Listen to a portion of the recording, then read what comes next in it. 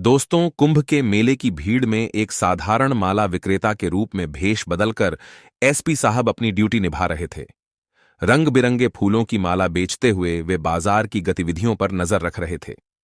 तभी एक दारोगा ने उन्हें रोका और धमकी भरे लहजे में हफ्ता मांगने लगा। एसपी साहब ने शांत रहते हुए स्थिति का जायजा लिया, लेकिन जब दारोगा की बदतमीजी हद से बढ़ने लगी, तब एसपी साहब ने अपना आई कार्ड निकाला और इसके बाद जो हुआ उसे सुनने के बाद आपके भी रोंगटे खड़े हो जाएंगे। दोस्तों, एसपी आदित्य राठौड़ अपने विभाग के सबसे ईमानदार और तेज तर्रार अधिकारियों में गिने जाते थे। कानून व्यवस्था को सुधारने और भ्रष्टाचार को खत्म करने के लिए उनके उठाए कदमों की अक्सर सराहना होती थी। आदित्य न केवल अपने विभाग के लोगों के लिए बल्कि आम जनता के लिए भी एक आदर्श थे। उनका मानना था कि कानून सबके लिए बराबर है और पुलिस का काम जनता की सेवा करना है, न कि उनका शोषण। हाल ही में आदित्य के जिले में कुंभ मेले का आयोजन हुआ था। यह एक ऐसा समय था जब लाखों की भीड़ मेले में उमड़ती थी। इस भीड़ भाड़ वाले मेले में सुरक्षा और व्यवस्था बनाए रखना पुलिस विभाग के लिए एक बड़ी चुनौती थी। लेकिन आदित्य को यह भी खबर मिली थी कि मेले के दौरान कई पुलिसकर्मी दुकानदारों और छोटे व्यापारियों से जबरन पैसे वसूल रहे थे। यह उनके लिए एक गंभीर चिंता का विषय बन गया था। इस समस्या की जड़ तक पहुंचने और दोषियों को रंगे हाथ पकड़ने के लिए आदित्य ने एक गुप्त योजना बनाई। उन्होंने भेष बदलकर खुद मेले में जाने का फैसला किया। साधारण कुर्ता पजामा और गले में गमछा डालकर वह एक माला बेचने वाले छोटे दुकानदार का रूप धारण कर मेले में पहुंचे। उनका साधारण हुलिया और चेहरे पर थकावट का भाव उन्हें किसी आम व्यक्ति जैसा दिखा रहा था। आदित्य ने एक कोने में छोटी सी दुकान लगाई, जहां उन्होंने माला और पूजा सामग्री बेचना शुरू किया। उनके आसपास के दुकानदारों और राहगीरों को जरा भी अंदाजा नहीं था कि यह साधारण सा दिखने वाला व्यक्ति जिले का एसपी था। आदित्य का मकसद साफ था। वह अपनी आंखों से देखना चाहते थे कि किस तरह कुछ भ्रष्ट पुलिसकर्मी अपनी वर्दी का गलत इस्तेमाल कर रहे हैं। जैसे जैसे दिन ढलने लगा, मेले की भीड़ बढ़ती जा रही थी। आदित्य अपने काम में पूरी तरह से डूबे हुए थे, लेकिन उनकी नजर हर गतिविधि पर थी। वह ध्यान से देख रहे थे कि पुलिसकर्मी किस तरह अपनी ड्यूटी निभा रहे हैं। तभी एक दरोगा जो मेले में ड्यूटी पर तैनात था, आदित्य की दुकान की तरफ बढ़ा। दरोगा के चेहरे पर रूखेपन और अकड़ का भाव था। आदित्य ने तुरंत समझ लिया कि अब उनके प्लान का असली परीक्षण शुरू होने वाला है। दरोगा रामेश्वर सिंह, जो अपनी सख्त और भ्रष्ट छवि के लिए कुख्यात था, आदित्य की दुकान पर पहुंचा। उसका रवैया बिल्कुल ठेठ दबंग दारोगा जैसा था। सीना ताने, माथे पर बाल और आंखों में लालच की चमक। उसने चारों तरफ नजर घुमाई और आदित्य की दुकान पर रुकते हुए बोला, वो माला वाले बड़ी रौनक दिखा राखी है यहां। लगता है धंधा खूब अच्छा चल रहा है। आदित्य ने शांत स्वर में जवाब दिया, भाई साहब, बस गुजारे भर का काम कर रहा हूं, मेहनत से कमाई कर रहा हूं, किसी पर बोझ नहीं हूं। उनकी आवाज में इतनी विनम्रता और सादगी थी कि कोई भी उन्हें साधारण दुकानदार ही समझे। लेकिन दारोगा रामेश्वर इस जवाब से संतुष्ट नहीं हुआ। उसने दुकान पर रखी मालाओं और अन्य सामान की ओर इशारा करते हुए कहा, देख भाई, यह मेला है और यहां सबको अपनी कमाई में से थोड़ा हिस्सा देना पड़ता है। आखिर हम जैसे लोग ही तो तुम्हारी सुरक्षा के लिए यहां तैनात हैं। समझ गए ना? अब ज्यादा बातें मत कर, सीधे हफ्ते का हिसाब कर दे। आदित्य ने संयम बरतते हुए पूछा, साहब, मैं तो बस छोटे छोटे सामान बेचकर अपने परिवार का पेट पाल रहा हूं। आप कितने पैसे मांग रहे हैं? दरोगा ने ठहाका लगाते हुए कहा, अबे क्या बच्चा समझा है क्या? 5,000 निकाल और जल्दी कर, वरना यह दुकान यहीं उठवा दूंगा, समझा? आदित्य को यह सुनकर गुस्सा तो आया, लेकिन उन्होंने अपनी पहचान और उद्देश्य को ध्यान में रखते हुए खुद को शांत रखा। वह जानते थे कि उनका असली मकसद इस भ्रष्टाचार को सबूत के साथ पकड़ना था। उन्होंने जेब से 200 निकालकर दारोगा की ओर बढ़ाते हुए कहा, साहब, बस इतना ही है मेरे पास। अगर आप इसे स्वीकार कर लें तो बड़ी मेहरबानी होगी। रामेश्वर सिंह ने पैसे को हिकारत भरी नजर से देखा और गुस्से से चिल्लाया, क्या मजाक कर रहा है? 200 रुपये में काम नहीं चलेगा। 5,000 का इंतजाम कर, नहीं तो दुकान बंद करवा दूंगा। पास खड़े अन्य दुकानदार डर और चुप्पी में यह सब देख रहे थे, लेकिन आदित्य ने अपनी आवाज धीमी और संयमित रखते हुए कहा, साहब, मैं गरीब आदमी हूं, लेकिन जो उचित हो वही दूंगा। दरोगा का चेहरा तमतमाया हुआ था। उसे आदित्य का यह संयम और साहस बर्दाश्त नहीं हुआ। उसने अपनी वर्दी की अकद्दहा दिखाते हुए आदित्य को धमकाने की कोशिश की, लेकिन आदित्य अब उसकी हर हरकत का बारीकी से अवलोकन कर रहे थे। उनके दिमाग में यह तय हो चुका था कि यह भ्रष्टाचार अब और बर्दाश्त नहीं किया जाएगा। दोस्तों, रामेश्वर सिंह का गुस्सा चरम पर था। उसे आदित्य की शांत और संयमित प्रतिक्रिया चुभ रही थी। वह अक्सर ऐसे दुकानदारों को धमकाकर पैसा वसूलता था और लोग बिना किसी सवाल के डर कर उसे पैसा थमा देते थे, लेकिन आदित्य का यह रवैया उसकी आदतों के खिलाफ था। उसने गुस्से में आकर कहा, तुझे लगता है तू मेरी बात नहीं मानेगा और मैं तुझे यहां माला बेचने दूंगा। तेरी औकात क्या है? चल जल्दी से 5,000 का इंतजाम कर, वरना तेरा सारा सामान जब्त कर लूंगा। आसपास के दुकानदार जो अब तक चुपचाप यह सब देख रहे थे, रामेश्वर की धमकी से और सहम गए। यह पहली बार नहीं था जब उन्होंने ऐसा कुछ देखा हो। रामेश्वर सिंह अक्सर छोटे दुकानदारों को डरा धमकाकर हफ्ता वसूलता था। कोई भी उसके खिलाफ बोलने की हिम्मत नहीं करता था। लोगों को पता था कि अगर उन्होंने विरोध किया तो उनकी दुकान बंद करवा दी जाएगी या फिर किसी झूठे केस में फंसा दिया जाएगा। आदित्य ने यह सब गौर से देखा। वह समझ गए कि यह दरोगा न सिर्फ अपनी वर्दी का दुरुपयोग कर रहा है, बल्कि उसने एक ऐसा डर का माहौल बना रखा है जिसमें कोई भी आम आदमी उसके खिलाफ आवाज उठाने की हिम्मत नहीं कर पा रहा। उनके भीतर का ईमानदार अधिकारी और जिम्मेदार नागरिक यह अन्याय देखकर खौल उठा, लेकिन वह अब भी शांत थे। उन्होंने तय कर लिया कि इस दरोगा को सबक सिखाने का यही सही समय है। आदित्य ने विनम्रता से कहा, साहब, मेरी इतनी हैसियत नहीं कि मैं 5,000 रुपये दे सकूं, लेकिन अगर आप चाहे तो जो भी मेरे पास है वह ले सकते हैं। रामेश्वर ने झुंझलाते हुए कहा, इतना ही पैसा है तो दुकान लगाने की हिम्मत कैसे हुई? चल अपना सामान समेट और यहां से निकल जा, वरना मैं अभी तेरे सारे सामान को जब्त करवा दूंगा। रामेश्वर की इस धमकी के बाद आसपास के दुकानदार और भी डर गए। कई ने तो अपने अपने पैसे निकालकर उसे देना शुरू कर दिया ताकि वह उनसे कोई झगड़ा ना करे। आदित्य यह सब देखकर और भी व्यथित हो गए। उनके लिए यह केवल एक घटना नहीं थी, बल्कि उस व्यवस्था की गहराई तक फैले भ्रष्टाचार का एक कड़वा सच था, जिसे मिटाना उनकी जिम्मेदारी थी। अब तक आदित्य ने अपनी असली पहचान को छिपाए रखा था, लेकिन वह इस दरोगा को उसके असली रूप में लाने का सही मौका तलाश रहे थे। उनके दिमाग में पहले से ही अगली योजना बनने लगी थी, जिसमें वह न केवल रामेश्वर को रंगे हाथ पकड़ने वाले थे, बल्कि बाकी दुकानदारों को भी उनके अधिकारों के प्रति जागरूक करना चाहते थे। रामेश्वर की धमकियों का सिलसिला जारी था। उसने आदित्य के सामान पर लात मारते हुए कहा, सामान समेट और यहां से निकल, और अगर दोबारा इस इलाके में दिखा तो सीधा हवालात में डाल दूंगा, समझा? यह कहते हुए उसने आदित्य की दुकान का एक माल उठाकर फेंक दिया। यह हरकत देखकर आसपास खड़े लोग डर के मारे कुछ बोलने की हिम्मत नहीं कर पा रहे थे।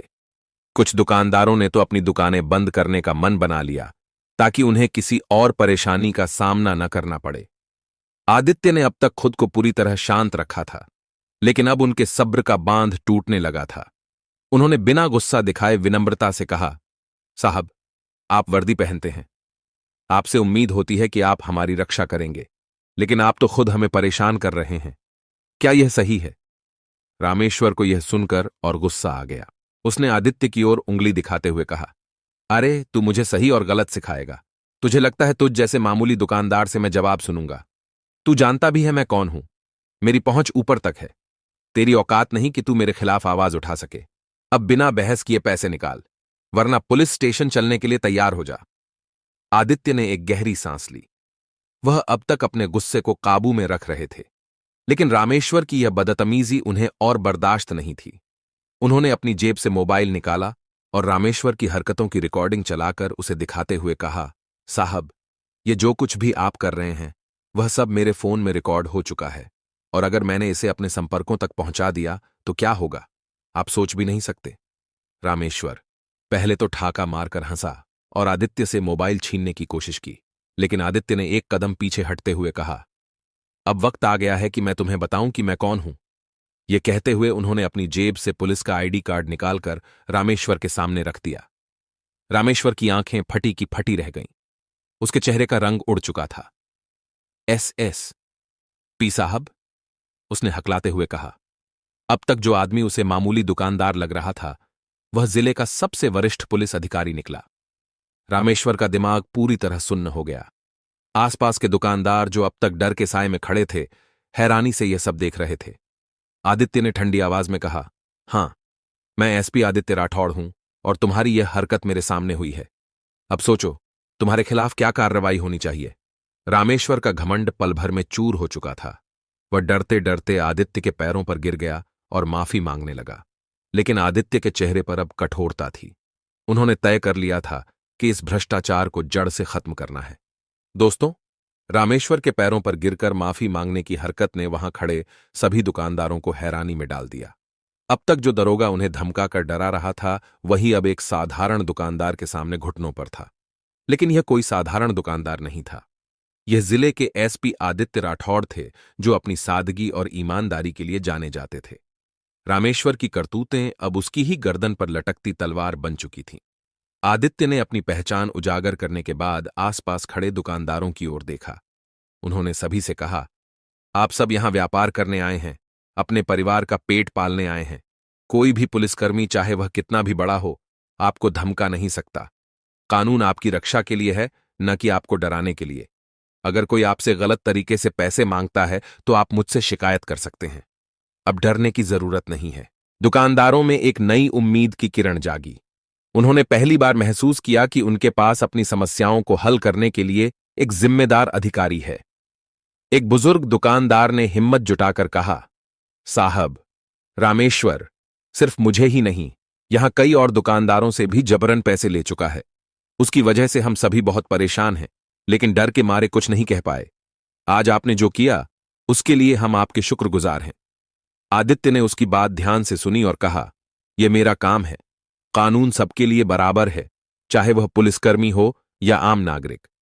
रामेश्वर जैसे लोग वर्दी पहनकर इसे बदनाम करते हैं, लेकिन अब ऐसा नहीं होगा।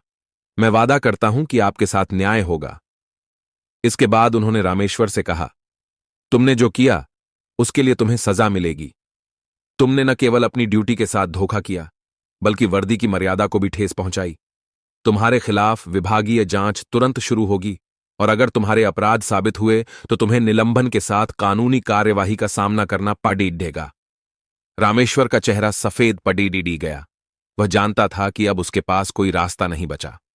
उसकी आंखों से आंसू निकलने लगे, लेकिन आदित्य ने उसे अनदेखा कर दिया।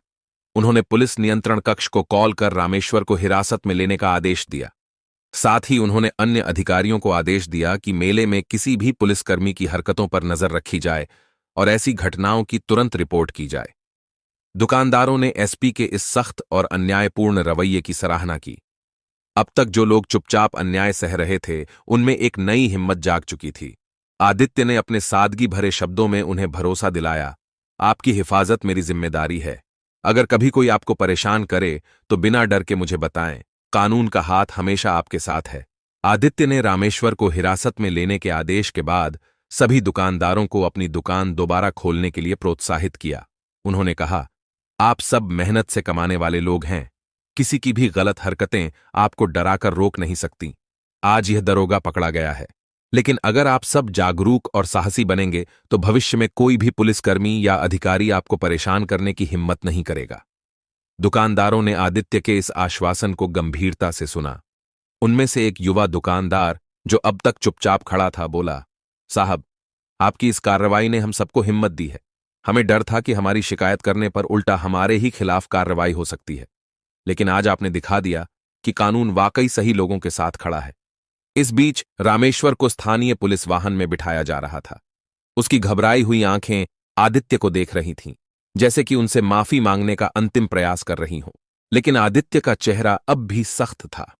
उन्होंने रामेश्वर से कहा, तुम्हारी वर्दी तुम्हारी ताकत थी, लेकिन तुमने इसे अपनी जेब भरने का जरिया बना लिया। यह वर्दी सम्मान की प्रतीक है और इसे पहनने वाले का कर्तव्य है कि वह जनता की सेवा करे। तुम्हारे जैसे लोग वर्दी को बदनाम करते हैं। तुम्हारी यह गलती माफ करने लायक नहीं है। रामेश्वर को ले जाने के बाद आदित्य ने अपने अधिकारियों को निर्देश दिया कि मेले में हर पुलिसकर्मी की गतिविधियों पर नजर रखी जाए। उन्होंने कहा, जो भी भ्रष्टाचार में लिप्त पाया जाएगा उसे कड़ी से कड़ी सजा दी जाएगी। यह मेला लाखों श्रद्धालुओं और व्यापारियों का स्थान है। यहां हर कोई सुरक्षित और सम्मानित महसूस करे, यह सुनिश्चित करना हमारी जिम्मेदारी है। दुकानदारों में अब डर की जगह एक नई उम्मीद और आत्मविश्वास भर गया था। वे एक एक करके आदित्य के पास आए और उनका आभार व्यक्त किया। एक बुजुर्ग महिला दुकानदार ने कहा, बेटा, तुमने आज हमें नई जिंदगी दी है। अब हम बिना किसी डर के अपना काम कर सकते हैं। भगवान तुम्हें लंबी उम्र दे। आदित्य ने मुस्कुराते हुए कहा, मैंने सिर्फ अपना काम किया है माताजी। यह मेरा कर्तव्य है। आप सभी की खुशहाली ही मेरे लिए सबसे बड़ी प्रेरणा है।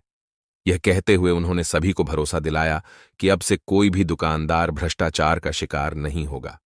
उनकी इस सख्त कार्रवाई ने पूरे मेले में एक सकारात्मक संदेश भेजा और वहां मौजूद हर व्यक्ति को यह एहसास कराया कि सच्चे और ईमानदार अधिकारी हमेशा न्याय के लिए खड़े होते हैं।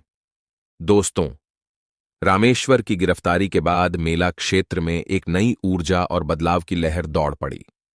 दुकानदारों और आम लोगों ने महसूस किया कि अब उनकी आवाज सुनी जा रही है। इस घटना ने उन्हें अपनी समस्याओं के खिलाफ बोलने का हौसला दिया। आदित्य ने मेला क्षेत्र में निरीक्षण जारी रखा और जनता से सीधे संवाद करने का निर्णय लिया। उन्होंने मेले के बड़े मंच पर माइक लेकर एक घोषणा की। उन्होंने कहा, आज मैंने देखा कि कई लोग व्यवस्था के नाम पर चुपचाप अन्याय सहते हैं, लेकिन यह याद रखिए कि कानून आपके अधिकारों की रक्षा के लिए है, न कि आपको डराने के लिए। अगर कोई पुलिसकर्मी या अधिकारी आपको धमकाए या रिश्वत मांगे तो आप निडर होकर मेरे पास आ सकते हैं। मैं आपका साथ देने के लिए हमेशा तैयार हूं। उनकी इस घोषणा को सुनकर मेला क्षेत्र में खड़े हजारों लोग तालियां बजाने लगे। आदित्य ने आगे कहा, रामेश्वर जैसे लोगों के कारण वर्दी का सम्मान घटता है, लेकिन मैं आप सबको भरोसा दिलाता हूं कि अब ऐसी घटनाएं दोहराई नहीं जाएंगी। मैं वादा करता हूं कि इस मेले में कोई भी व्यक्ति डर के साए में नहीं रहेगा। आपकी सुरक्षा और सम्मान हमारी पहली प्राथमिकता है। इसके बाद आदित्य ने एक शिकायत केंद्र खोलने का निर्देश दिया, जहां लोग अपनी समस्याएं और शिकायतें दर्ज करवा सकते थे। इस केंद्र पर तुरंत कार्यवाही की व्यवस्था की गई, जिससे लोगों को भरोसा हुआ कि उनकी आवाज अब दबेगी नहीं। दुकानदारों ने एकजुट होकर आदित्य का समर्थन किया और उन्हें धन्यवाद दिया।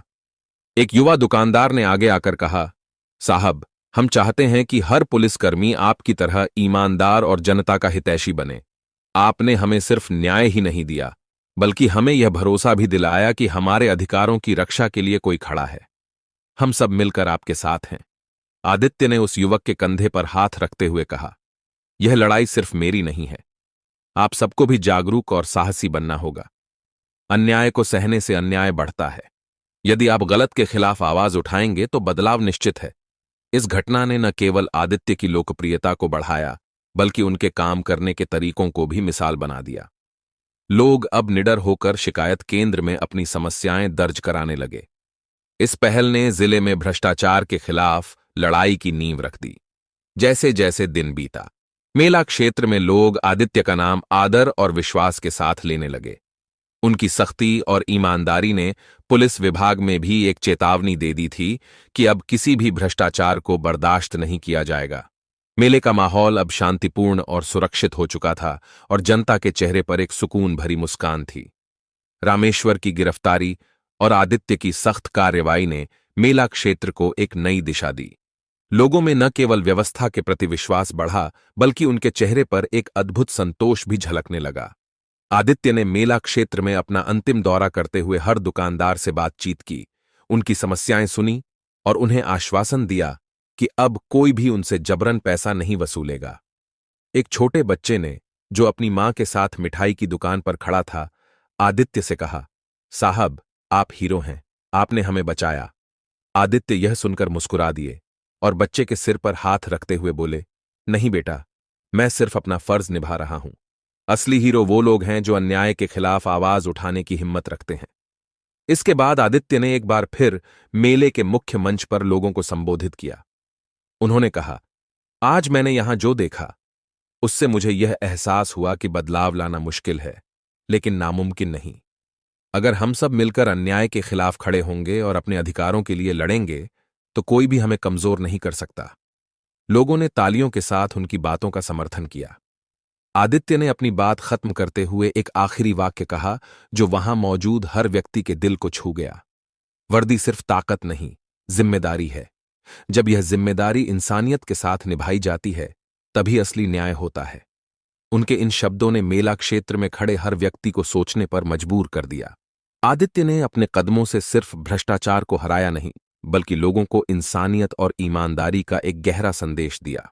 यह मेला अब सिर्फ श्रद्धा का नहीं बल्कि बदलाव और उम्मीद का प्रतीक बन चुका था। दोस्तों, आपकी जो भी राय है कमेंट बॉक्स में लिख सकते हो, लोगों के साथ शेयर कर सकते हो।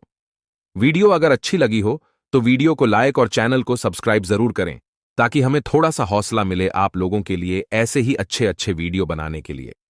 इन कहानियों को सुनने का उद्देश्य किसी को परेशान करना बिल्कुल भी नहीं है। यह कहानी आपको इसलिए सुनाई जाती है ताकि आप लोग इन कहानियों में से कुछ ना कुछ सीख सको और अपने जीवन में उस चीज को अप्लाई कर सको। मिलते हैं किसी अगली वीडियो में नए टॉपिक के साथ। तब तक के लिए जय हिंद, जय भारत। आप सभी का बहुत बहुत धन्यवाद।